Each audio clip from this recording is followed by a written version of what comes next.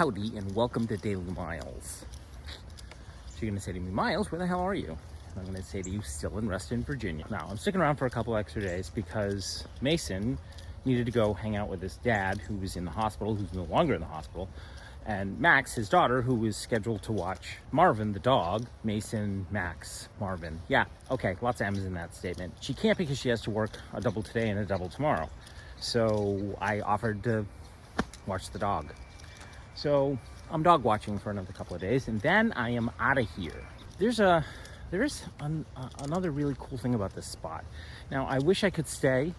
I really do, because it's doing wonders for my knee, believe it or not, for my tendon.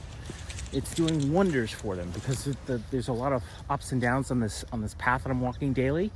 Oh man, if I could just do this every day, I'd be a happy camper. Happy camperer. Happier camper. Yes, that. But yeah, that's not gonna happen.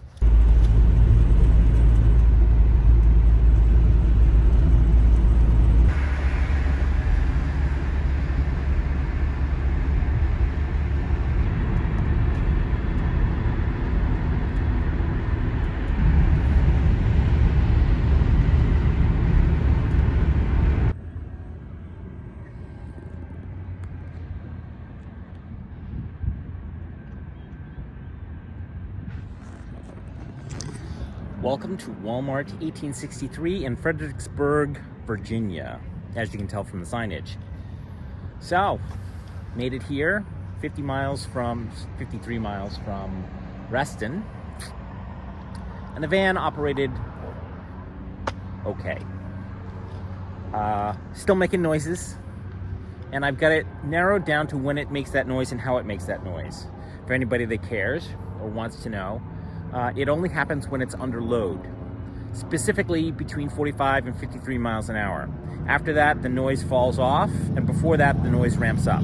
But it doesn't ramp up until I reach the highest gear, and at that point, then it's like, but I can sort of fool it to not doing that. There's a way that I can get it to not make that noise, or at least not make it immediately. However, the moment that I hit a hill, or that I put it under load, it makes that noise. And that noise is like it's a rattle, and it's clear to me that that's not engine noise, that's transmission, or at least that's what it sounds like to me. I don't want to get into that. All right, never mind, my bad, because Larry will tell me, no, it could be this, it could be that. Love you, Larry. So, what am I doing here? Getting out of the cold, kiddies, and as you can tell, it's quite pleasant out here. That's because it is. It's like 50 degrees, and I'm a happy camper. However, I'm still heading south. So you're going to say to me, Miles, how far south are you going? Well, that is a question that I have for myself at this point. So I'm thinking South Carolina or Atlanta for a little bit. However, if I go to South Carolina, then I'm hanging out until after the first of the year. If I go to Atlanta, then I'm heading west immediately. But no matter what happens, I still have to head west. And the reason I'm heading west is to get my driver's license. So I'm taking my sweet time in getting there. That's what's next for me, is heading west. Gradually. And fingers crossed, I actually make it. Oh! And this happened.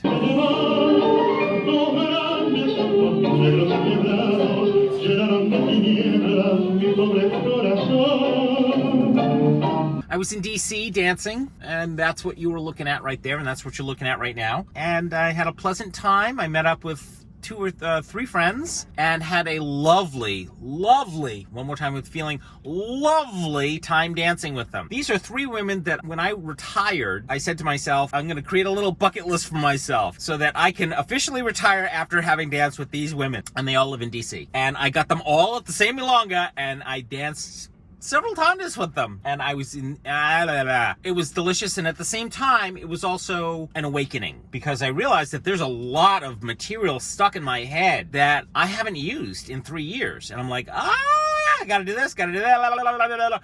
Leading a follower of that skill level is incredibly difficult. Not gonna lie, it's loads of fun, but it's incredibly difficult to make it musical, make it fun, make it interesting, and at the same time, there's a whole bunch of stuff that has to happen there. And, maintaining frame, maintaining structure, maintaining cohesiveness from one idea to the next, and not just throw vocabulary at them, which is what a lot of leads do. Yeah, that was challenging and it was fun. And at the same time, I'm like, wow, I used to do this constantly it's a ton of work. Wow, don't want to go back to that. So you're going to say to me, Miles, why are you dancing? I thought you gave up tango. You know, I get this question a lot, so I'm gonna address it again, and I will keep addressing it until people stop asking it. This is the answer to that question. If it weren't for the fact that both my PT and my surgeon both said to me, Miles, you need to go back to dancing, I certainly would not go back to tango at all in any way, shape, or form. And there's a reason for that. And the reason is really simple. Tango is full of snooty people, judgmental people. Don't get me wrong. There are some lovely people in tango, and those people that are my tango friends, they're my tango friends for a reason, because I like them. But there's a whole host of people that aren't that in any way, shape, or form. They're snooty, they're rude, they're nasty, and on top of that, I don't like them.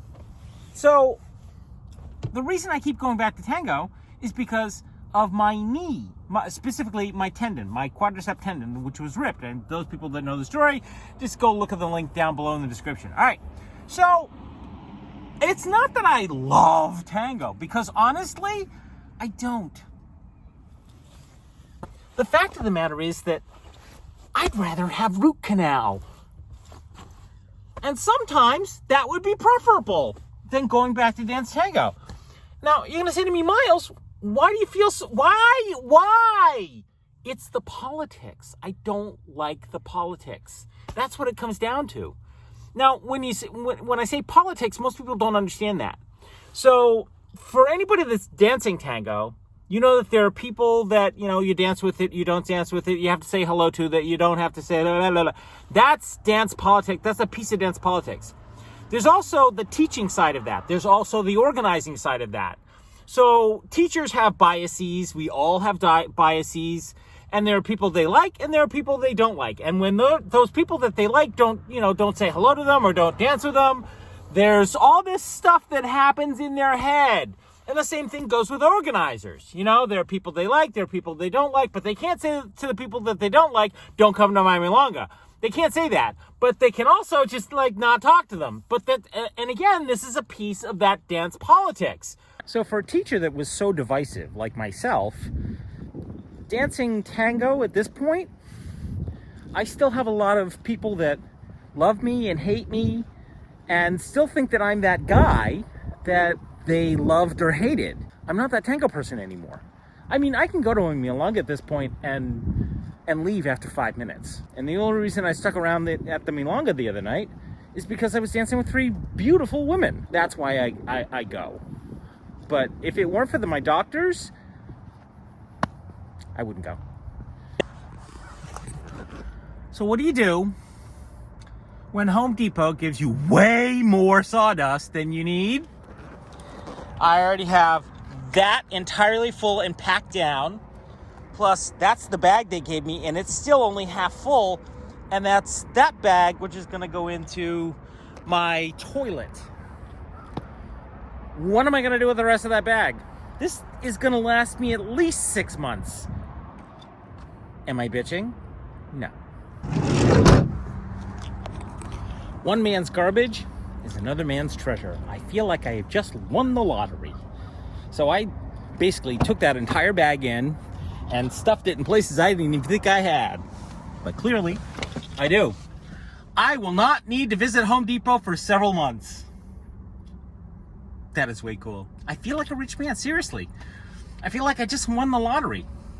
I wish I got it on video that, both of the sales guys were like, you want this? And I'm like, yeah, absolutely. And like, so, okay. So they just emptied the entire thing into my bag, into the bag they gave me. And they're like, do you want more? I said, no, that'll last me quite some time. And then he says, what are you going to do with it? I said, it's for my privy. He went, oh. Yeah. Okay. So,